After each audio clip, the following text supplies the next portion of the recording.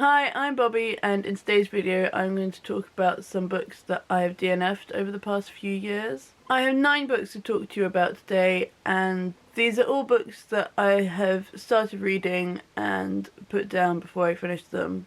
But none of these books are bad books, I just didn't quite gel with them at the time, and most of these books I think I want to give another go. So the first book I want to talk about today is Nevernight by J. Kristoff. This is a fantasy book about an assassin school, and I don't really know a lot more than that. There's something to do with a shadow cat, which always makes me think of X-Men. So I started reading this book a few months ago, and I think I read the prologue and the first chapter, but I didn't get any further than that. And it was quite a dark story, and I just don't think I was really in the mood for it at the time. This book was really popular on BookTube a few months ago. Loads of people were talking about it, and it is really loved by Kaz at Little Book Owl and by Reagan at Peruse Project, and they both inspired me to try it. But like I said, I didn't quite get with it at the time. I found it intimidating because of how dark the story was, but I definitely want to try and give it another go. It doesn't look like it's going to be a particularly cheerful book, which is really putting me off. But I do want to try reading this book. I think there's like 3 books in the series.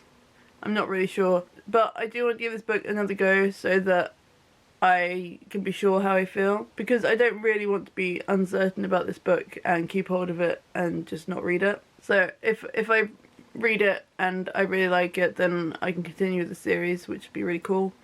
But if I don't like it, then I'm just going to get rid of it. But I definitely want to have another go at reading this book. The second book I want to talk about today is 3 Dark Crowns by Kendare Blake. This is a fantasy series about these triplet princesses who are fighting to the death to claim the throne. This is a really popular series, and I bought this book because of the hype. But I don't know how much I read, maybe 2 chapters, and I just couldn't get into it. It felt really depressing. Like, they were just talking about, from what I remember, there was one princess who was going to be poisoned, and she had to test the food to make sure she could identify the poison. There was something really silly about it, and I wasn't in the mood. That's probably going to be a running theme. I just wasn't in the mood for it at the time. It was quite depressing. But yeah, I bought it because of the hype, and I spent ages looking for this book in the shop because the paperbacks in the UK came in 3 different covers.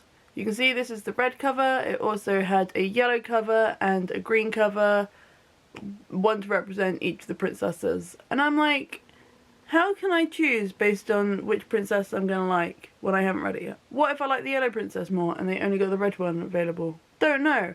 Why can't you just have a generic cover? What is the big deal? Why is this so difficult? So that really annoyed me, and I think I wanted the green one actually. I don't remember. But it annoyed me. So like I said, this is about triplet princesses who are fighting to the death to claim the throne. They've grown up in separate kingdoms so that they don't know each other. They don't make a bond or anything. And I believe each one had a different magic power. So like, one of them could do spells, one of them dealt with poison, and one of them maybe fighting or something. I don't really know, I'll be honest. But they all had their own little speciality. Like, I really liked the concept. It sounds really fun, but also it was a bit depressing. The third book I want to talk about today is When Dimple Met Rishi by Sandhya Menon. This is a young adult contemporary romance about 2 Indian American teenagers. I believe they have been betrothed to each other from a young age. Their parents have arranged marriage for them, but they've never met. Or they haven't met since they were very young, and now they're going to a summer camp for computing or something, and that's where they meet again, and they get to know each other before their eventual marriage. Now, I only read 1 or 2 chapters of this book back in the spring of this year, and I mean, aside from the fact that I think I'm losing interest in young adult contemporary, I think I was going through a reading slump at the time. I think I'm going through a reading slump like every other month at the moment. I just wasn't feeling this book. It wasn't what I needed at the time. I bought this book years ago because it was really hyped on YouTube, and I never read it. I put it off for years. It was one of those seasonal books that I just always wanted to read in the summer, and then it got to the summer and I was reading other things. So I just never got around to it. I tried reading it in spring this year just so that I could start it, and I just wasn't feeling it at the time. I don't think it was bad or anything. It just wasn't what I needed at that point. So yeah, I am losing a lot of interest in young adult fiction at the moment, especially young adult contemporary fiction. But I do think I want to give this book another go because it's been on my shelf for so many years now, like 6 or 7 years. And I just think I really need to get on with it, you know. When was this one published? I think 2014 maybe. Oh, 2017. I haven't had it nearly as long as I thought I've had. Okay, I've only had this a couple of years. It has just been sitting on my shelf and I see it every summer and I'm like, not this year. So maybe next year. 2021 will be the year of reading books that I haven't read. Actually, 2020 I've read a few books that I've been putting off for a few years. Like, I read Shadow and Bone because I've been putting that off for 4 years. I read Aristotle and Dante Discover the Secrets of the Universe, which I've been putting off for about 5 or 6 years. I read Prosper Redding, which I put off for about 3 years. I read Black Hearts, which I put off for about 3 years. I read Shock of the Fall, which I put off for about 6 years. This is a good year for reading books that I haven't got around to yet. So maybe next year I will continue this trend and get through some of the books from this video. Book number 4 on this list is Since You've Been Gone by Morgan Matson. This is another young adult contemporary book that I just lost interest in, to be honest. I read a little bit of it. Oh, I've got a bookmark. I read 50 pages of this 500-page book. So I've had this book for a few years and I bought it because of the hype, but I tried reading it a year or 2 ago and I didn't get very far. I was always put off for a long time just because of the length of this book. It's nearly 500 pages long, and when I first got this book I wasn't really reading books that length. However, now that doesn't seem like such a long book, although for young adult contemporary it really is quite a long story. So yeah, I read about 50 pages of this book and I just wasn't really in the mood for this genre, so I gave up on it. This is about a girl called Emily who is on summer break from school, and her friend Sloane has disappeared without trace. All that's left behind is a letter to Emily which details a load of tasks and challenges that Sloane wants her to complete before the end of the summer. It's an interesting concept. It sounds quite fun. It's definitely aimed at about 15-year-olds, so I've completely grown out of that. So, like I said before, I'm losing interest in the genre and it's just not really my thing anymore. It's just going to be so time consuming to read such a long book, especially if I'm not really into the genre anymore. So I'm not too sure if I actually want to continue trying to read this book. I think it's definitely good for, say, teenage girls. It's definitely the target audience for most Morgan Matson books, to be honest. I've never read a Morgan Matson book. I own 2. The other one I've got is The Unexpected Everything, and I haven't started that one. I bought it because it had dogs on the cover. It was cute. Book number 5 on this list is Birthmarked by Cara O'Brien. This is a young adult dystopian fiction about a world where beauty is really important. From what I can remember, this world is separated between the rich on one side of a wall and the poor living in, like, the slums. The poor are chosen at random to give their babies away to the rich. Or it might be the first one every midwife births every month that's taken away. It was a really good concept. I really liked the idea. I went through a phase several years ago where all I was reading was dystopian fiction. So I've read like The Hunger Games, Divergent, all of those kind of things. That phase has kind of died out along with my young adult fiction phase. I found that a lot of those stories all follow the same arc. They're all like, teenage girl seems quite normal and plain and not very special or anything. Oh look, now she's a martyr trying to fight the government. Like a 14-year-old girl can fight the whole government by herself. I don't know. I kind of end up finding them quite trashy. But I like the concept of this story. I tried reading it a couple of times, and both times I got to about the same point. I have 2 bookmarks in here. I can't remember which one was the first one and which one was the second one. So I got to about the same point both times I read this book. You can see it's still got 2 bookmarks in it. I think I wanted to see whether I could get further the second time, but it didn't really work, I don't think. So the main character in this book is a girl who, as a young child, she got a severe burn on her face and she is heavily scarred, and that's like a big deal in their society because they're supposed to try and look perfect and as pretty as possible or something. And I think this book really focuses on the concept of beauty and how important it is. Yeah, this is definitely like a good book for teenagers. From what I can remember, it's about a teenage girl called Gaia. At the beginning, she is helping a woman birth her child. Gaia's mother was a midwife, so Gaia's kind of learnt that as she grew up from helping her mum. And then she returns home after this to find that her parents have disappeared, and she learns that they've basically been arrested and taken to the, like, capital. So that, I don't know if they're going to be imprisoned or executed or something, but she goes in and tries to interrupt and gets caught herself. And that's basically all I remember, and that is in, like, the first 50 pages of the book, so not really any spoilers. I don't know anything else that's going to happen. I haven't got very far. I kind of want to have another go at reading it because I feel like I failed twice.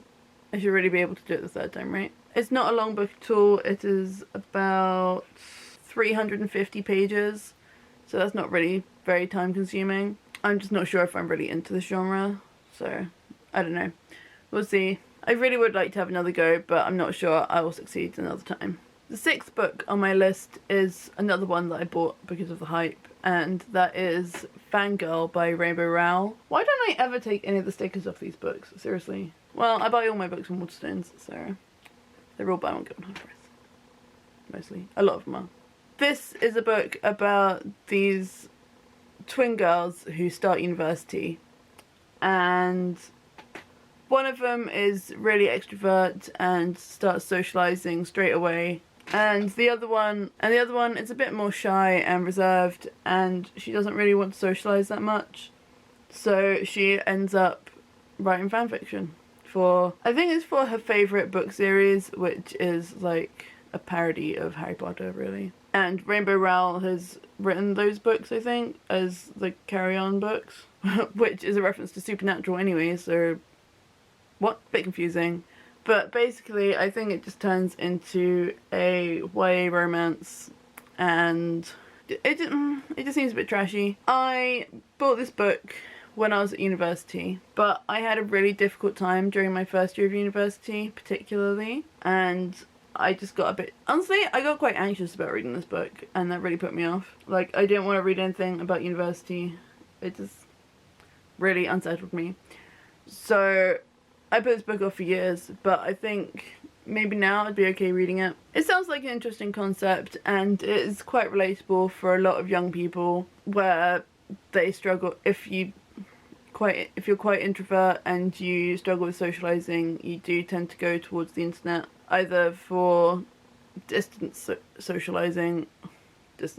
distancing, or for getting more involved in fiction, because that's easier than talking to real people. I've heard a lot of people say they don't really like Rainbow Rowell's writing in some of her other books. Like, I heard about her book called, I think it's called something like Attachment, and it's about this creep who reads someone else's work emails and, like, oh, it's just like creepy obsesses over them. But this doesn't sound creepy at all, so it's fine. This sounds quite cute, and I think maybe I would like to have a go at reading it again. I was put off it for years because of personal reasons, and then I never ended up picking it up. Again, though, YA contemporary, not sure how I feel about it. Book number 7 on my list is Dreamwalker by J.D. Oswald. This is a book that I bought at university when I was first getting into reading as an adult, and I was looking through the fantasy section in a bookshop, and this book, I just chose at random, to be honest. This book is about dragons, and the main problem I had with this book is that all the character names are Welsh. So some of them have quite long names, some of them have random Y's and W's in the middle of the name, and I found pronouncing them quite difficult, and that just sort of slowed me down while I was reading, and I find it a bit off-putting. But I think now that I'm reading more regularly, I could probably manage it. Like, it's not going to be so stressful for me to try and read something new, and I could probably just Google how to pronounce the names. I should have considered that 5 years ago, but I did not. In any case, I don't really know what this book's about other than dragons, but it is a series. There are at least 3 books in the series, according to the back of this book. I am definitely intrigued to have another go at reading this book. It's quite different. Like, I've never really heard anyone else speak about it, so that sort of intrigues me because it's not something that I'm just going to read because of the hype. Like, if I start reading it again and I really enjoy it, then I can just read it and not really be judged by it, if that makes sense. But I think that now that I'm more confident with reading fantasy books, is that I could enjoy this a lot more than I did last time. And I might actually be able to read Welsh names soon. Okay, we're nearly at the end of the list. Book number 8 is The First 15 Lives of Harry August by Claire North. I bought this book because of Reagan at Peruse Project. She said that she read it a few years ago and she really enjoyed it at the time. And I thought it sounded really interesting. So this book is about Harry August, who keeps reliving his life. He is born around the time of the Second World War, and basically he keeps living his life and it changes each time. But after his 11th death, I think, he is told that he needs to save the world. But I don't really remember what much else about it. I think I tried reading this book 1 or 2 times and I didn't get very far. I think I only got about 70 pages in. From what I can remember, I was not really taken by the style of writing. I found it a little uninteresting. However, I was, struggling mentally at the time, so I had other things on my mind. But this definitely is an interesting concept, and it's something that I want to have another try at reading. I like the idea of parallel worlds and alternate realities. I like this sort of science fiction stuff. That really intrigues me. Like the whole... parallel worlds intrigues me. I'm sure there's a name for it. The whole multiverse theory really intrigues me. I like the whole idea that there are different versions of our world where the choices we make affect what happens. Like the whole butterfly effect type thing. Let's not have an existential crisis. But the whole thing is, I just find it interesting. Like the whole theory of it. But yeah, I definitely want to give this book another go. The whole concept is interesting, and I think if Reagan liked it, then I would probably like it as well. And it's just been sitting on my shelf for a few years, and like I said before, I'm a more confident and attentive reader now, so I might enjoy it a bit more this time. And the 9th and final book on my list is Reasons to Stay Alive by Matt Haig. This is an autobiographical book about dealing with mental illness, depression, and suicidal ideation. So, obviously, trigger warnings for mental illness, depression, suicide, and self-harm. I bought this book a few years ago because I thought it would be relatable. As I've mentioned, I have struggled with my own mental health, and I think even if it couldn't help me, it's something I can relate to, and I like hearing about other people's experiences because I think it's really beneficial to hear about how other people learn to cope. I remember I bought this book in London and I started reading it on the train on the way home, but then when I got home I put it down and then I never picked it up again. So I've only read about 30 pages of this book and I don't really remember what happened, so I'll have to start again. But firstly, I don't read a lot of non-fiction and I need to change that. But also, it's only a small book, like, it's tiny, and it's only about 250 pages long, so it's not very time consuming either. So in theory this book should be a quick read, So like I said, I put this book down for no real reason, and I don't think I gave it a proper chance, which is why I would like to try and pick it up again sometime next year. I'm interested in trying to read more non-fiction as well, so I really think I should try and focus on getting to this book next year.